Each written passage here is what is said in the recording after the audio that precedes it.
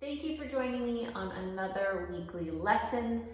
Today we are going to be talking about, the distractions of dreaming, right? Like last week, if you joined me, I shared with you the importance of the focus of our dreams, right? Like not just looking at our fear and focusing on our fear, and not just focusing on the approval of other people or what other people think about us, but being able to look higher in this life, right? Like looking at our dreams, the mission, a point of actualizing our potential.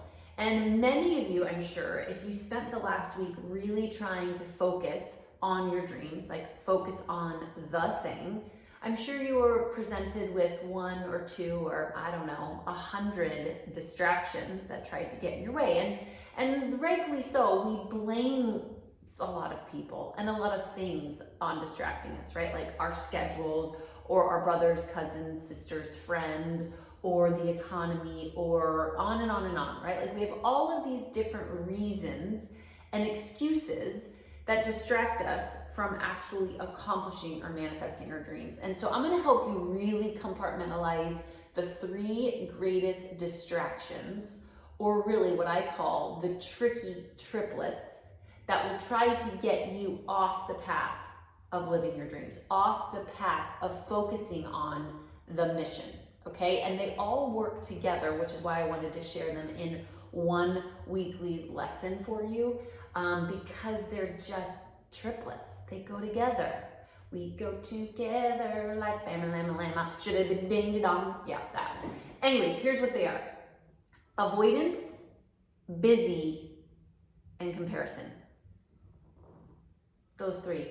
And they work together, and they're almost like dominoes to each other. And so I'm going to present these in a very domino-esque way so you understand them and you can acknowledge them when they're happening. Okay, so if we go back to last week's lesson and we're going, all right, I'm going to look above the fear, and I'm going to look above the approval of other people, and I'm going to start focusing on my dream. I'm going to start focusing on the thing that I want more than anything. I'm going to start focusing on the thing that I feel like God has put on the inside of me that I am here to bring to this world, and start focusing on that, okay?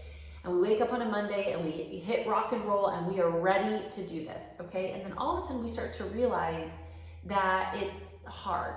You know what I'm saying? Like the thing that you want to bring to this world, it's hard and it's vulnerable, and a lot of times it's a new habit and patterns to see these things accomplished. It means that you have to try something new. It means that you have to do something new. It means full engagement. It means being totally aware and immersed in what you're doing.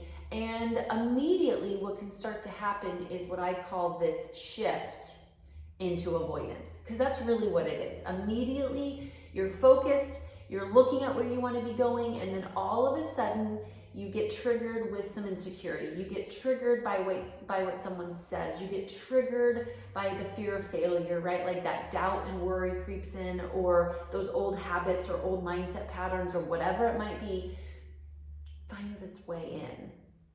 And immediately you shift down into avoidance, okay? And you'll know what this feels like, because I want you to envision that you're driving a manual car. And the reality is, the first time I shared this analogy, my husband's like, you probably shouldn't share that analogy. And I was like, why? It's a great analogy. And he's like, because you've never driven a manual car.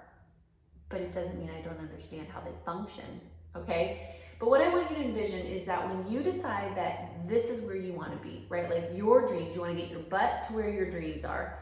It's like we actually get up and go in a manual car, okay? So it's almost like we rev our engine and we just get on the highway and we go from 1 to 2, from gear 2 to gear 3, from gear 3 to gear 4, and we are just sailing, okay?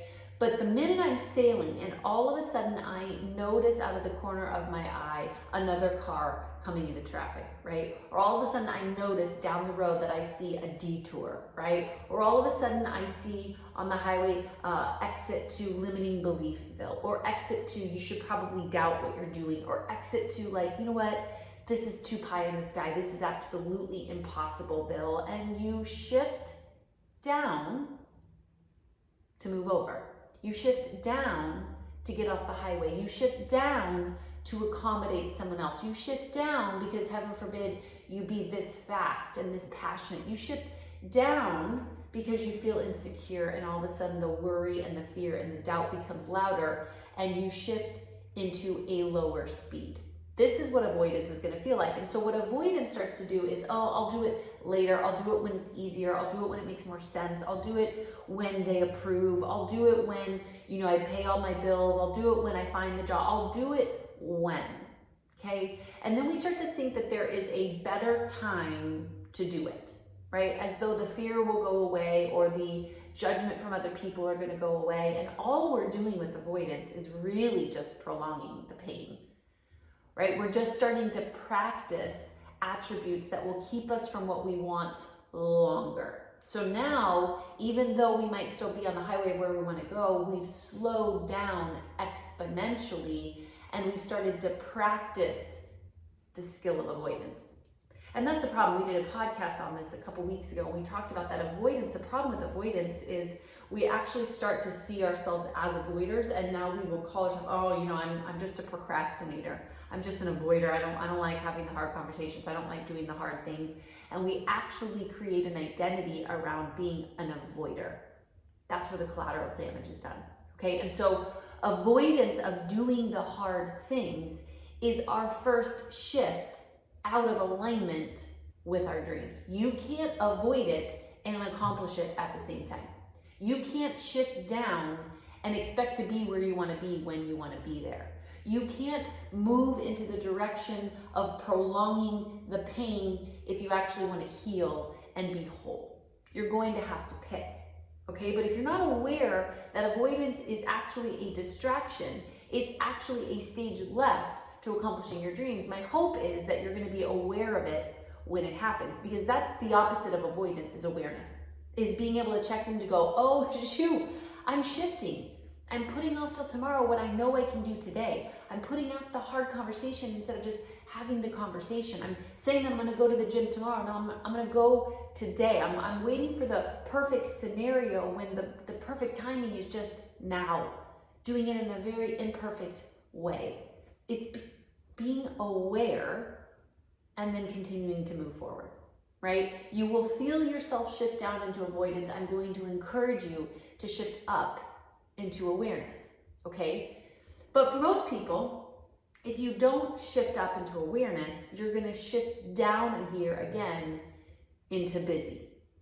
And busy, Bill Johnson says this, and it has stuck with me ever since I heard him say it, but busy is artificial significance. So the minute that I know that I'm avoiding and I'm prolonging the pain and I'm telling myself and helping myself feel better about doing it tomorrow, because in theory, that's going to make me feel better. In between now and tomorrow, what our tendencies as people to do is we jam pack our schedules. We start to get really busy, right? All of you, I'm sure, can attest to this. Hi, how are you today? What do we say? Oh, I'm so busy. Right? And then for whatever reason, we start to feel some sort of significance because we are so busy. Oh, I didn't call her because she's so busy. Oh, people, they just never can't get a hold of me because I am so busy. And now because my schedule is full and my to-do list is a mile long and I'm spinning my wheels, I'm surely feeling better about it. And you know what? In everyone's defense who can attest to this, we've all been there, right? Like, busy feels good for a while until it doesn't. Busy does actually fill this artificial significance until after a while you start going, I'm tired, but I'm not getting anywhere.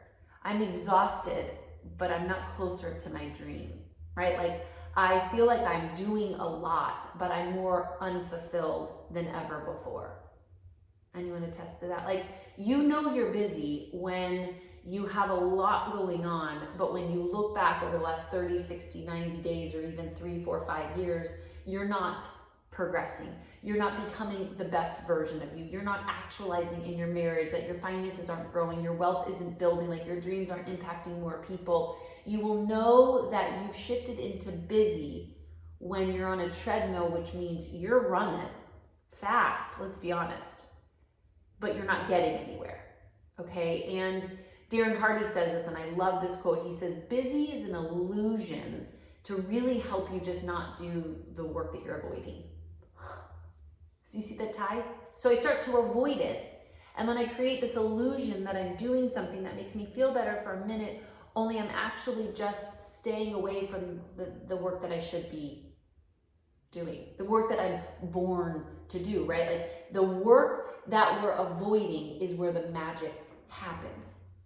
But if I'm too busy, I'm going to be just like that manual car, revving my engine, right, in gear 2, revving that sucker, spending a ton of energy trying to get to where I want to be, but not getting there any faster. Why? Because I've shifted down into gear 2 and I can't get up and go in gear 5 if I'm too busy in gear 2, right? But well, how do you shift out of busy, right? Like once you check yourself, well, first you got to go back to awareness, right? And then you have to really start to hunker into belief. Belief is an interesting game, but belief, when you start to believe that a better way of life is possible, when you start to believe that your dreams are your dreams and that they are the thing that you're here to create, when you start to believe that God has something better for you, when you start to believe that connection and passion in your relationships is possible, that a career that you love is possible, that wealth is attainable, right? That impact and contribution is actually possible, right? All belief is kind of this like, I am committed, right? Like it is, when you look at the definition, how about I just do that? It means trust, faith, or confidence. That's all that it means. Belief is actual trust. Most of us will go, but trust is hard. I know, I know. But so is being busy. So is being busy, right? But trust is actually going to anchor us in. It's going to anchor us into our soul. Check this out. Jeremiah 17, 7-8 says this: Blessed is the man who trusts in the Lord, whose trust is in the Lord. He is like a tree planted by water that sends out its roots by the stream and does not fear when heat comes, for its leaves remain green, and it is not anxious in the year of drought, for it does not cease to bear fruit. When we believe, when we trust that God is for us and that he is with us and that he, being a dreamer and a creator, wants what you want more than what you want, right? When we know that he has something better for us and we anchor ourselves into that, then we actually shift into higher levels of belief. Then we can put our trust where our trust needs to be. Most of us practice not trusting the majority of our lives because we have been so disappointed by everything and anything around us, simply because we were putting our trust in the wrong things. We were putting our trust in the economy. We were putting our trust in our job. We were putting trust in people that, quite honestly, probably should not have had our trust. And then the reality is, even people with the best intentions are human. And so, of course, we're going to be disappointed 1 or 2 or 10 times. We're putting our trust, anchoring our trust in external short-term things. And then we're wondering why we're not seeing the benefit of being planted by water, sending our roots out. Well, it's an anxious, right? Like the fact that we're anxious is because we're not trusting in the Lord, trusting in something bigger than ourselves and the things around us, right? Even in here, right? It says that dreaming is not to make a believer out of somebody else. Dreaming is designed to make a believer out of you. Your dreams are actually designed to help you not stay busy. They're designed to help you believe more. Believe in God. Believe in yourself. Believe in making the impossible things possible, not because it's going to happen perfectly every single time, not because everybody's going to approve of you, not because it's going to come together as planned, not because you're not going to fail a million times, but because you have your eyes set on things above. Because you have your hope and your trust anchored in to something that is eternal, which is God the Father, who is here helping you build roots of belief that will ultimately make you unstoppable. But yeah, no, if you're doing it just so everybody else believes, if you're doing it just for the approval of other people, it's not going to end well. And then what happens is we go in from avoidance into busy, and then we go from busy into comparison. And what happens from busy into comparison, and why we start doing that, is because busy really starts to create this externally facing game, right? We start to look at all the things going on around us and keeping up with the Joneses and doing what they're doing and saying what we think that they need to be said, and making sure that everything around us is controlled, right? Because we've lost sight of building wells of trust within ourselves and with God. And so the irony is, once I start focusing on all the things around me, of course now I'm going to compare myself to all the things around me. Comparison is our third tricky triplet. And now I've been so focused externally seeking, being so busy, because I've been avoiding the thing that I wanted most, which turned into busy, which now turns into comparison, because I'm thinking, oh, look at all these things that I did. What do you think about me? Look at all the things that I have or don't have. What do you think about me? Or, oh, do I have as much as she has? Do I look as good as she has? Can I keep up with him, right? Am I doing the industry standard? Now we're building our lives based upon what we see around us. We're making decisions based upon looking good on social media. We're comparing our lives to what it used to be in our early 20s as opposed to what it is in our mid 30s and 40s. We're comparing ourselves to our neighbor because surely we should feel better if we have more than they have, or are doing more than they're doing, or have more money in our bank account and more cars in our driveway. Then we're building our lives in comparison. And ultimately, the minute we start to compare ourselves to the people around us, we can no longer fulfill our dreams. We can no longer bring the thing that only we were supposed to bring. Because if I'm too busy comparing me to you, then I can't create what only I can create. I care more about what you think than what I think. And that's the problem, is that we start to care more about what other people think about us than what we think about ourselves. And then we wonder why we're depressed, anxious, insecure, and not confident in who we are as a person. It's because we're actually building up habits and patterns around caring more about what other people think. Well, but Julia, you don't understand. I just have always cared what other people think. No, you practice caring what other people think.